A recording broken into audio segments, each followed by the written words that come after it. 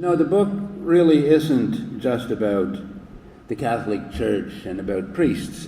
It's about an innate human tendency to avoid facing troubling reality.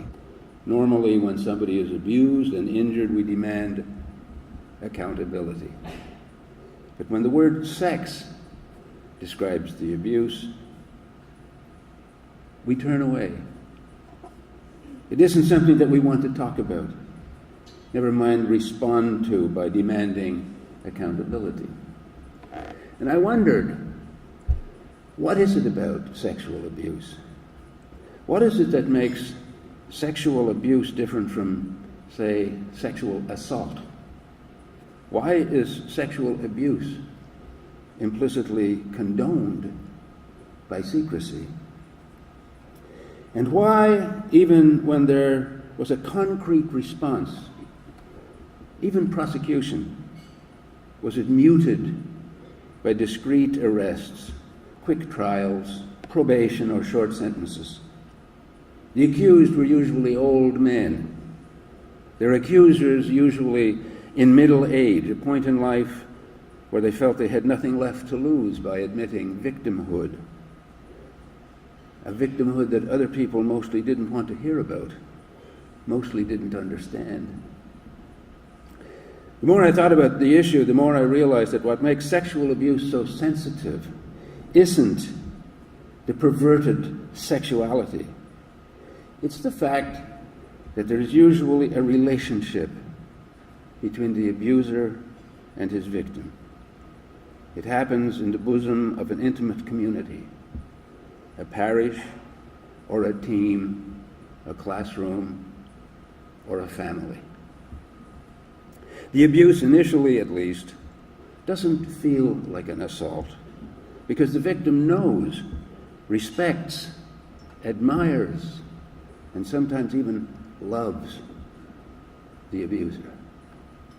The essential precondition for sexual abuse is trust. Children are conditioned to trust. They are dependent so that they have to trust key people in their lives. Parents, siblings, babysitters, teachers, mentors of all kinds. The violation of trust reveals an existential peril at the center of our lives, shatters fundamental assumptions about whom we can rely on, whose character we can take for granted as we focus on the menace of the unknown. But there's a greater cost. A child comes into the world with an innate sense of what's fair. A child comes into the world knowing basically inside and instinctively what's good. What's fair is good. And a violation of that kind of innocence is the ultimate unfairness. And by the time the child understands what happened, he or she is crippled by confusion, fear, and all too often guilt. Those were the ideas that were plugging in my consciousness some time ago, and I hate to admit this, but I found them all much too subtle and important for the blunt instruments of television journalism. This was fodder for a book, and I eventually concluded a work of fiction that would deal primarily with fact. I would locate the book in a real place and in a relevant time with recognizable people. I used to talk with a lot of pride about having been a journalist for a very long time.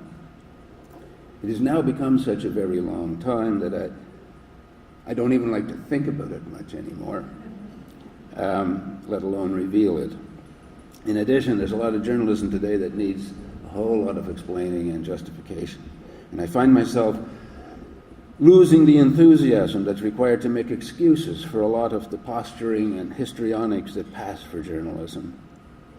I feel myself at a loss to discover the enthusiasm with which I once celebrated my profession.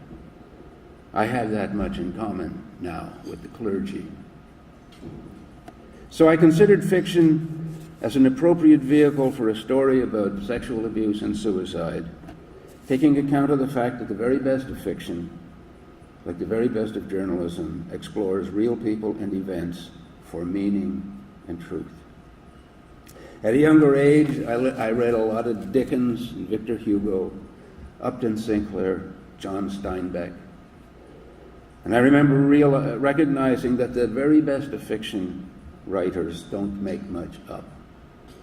They just process reality. And the reality I tried to process in The Bishop's Man is simple. Evasion and concealment make bad things worse. An act of suppressing knowledge of crime can lead to a cascade of other crimes. Suppression of the truth cannot be justified by claims of service to a higher value, like the image or convenience or cash flow of an institution. There is no higher value than the truth. The failures of the Catholic Church in dealing with crimes of clergy were part of the same phenomenon that distracts people in all human institutions, military, academic, judicial. The instinct to protect the image of an institution, even at the cost of justice. In the book, and it's available, I guess it's in the bag, there's a secondary character named Father Jude. My protagonist, Father Duncan, meets Father Jude in a place where they've both been sent for some kind of rehabilitation. And as often happens in the creative process, you come up with a character.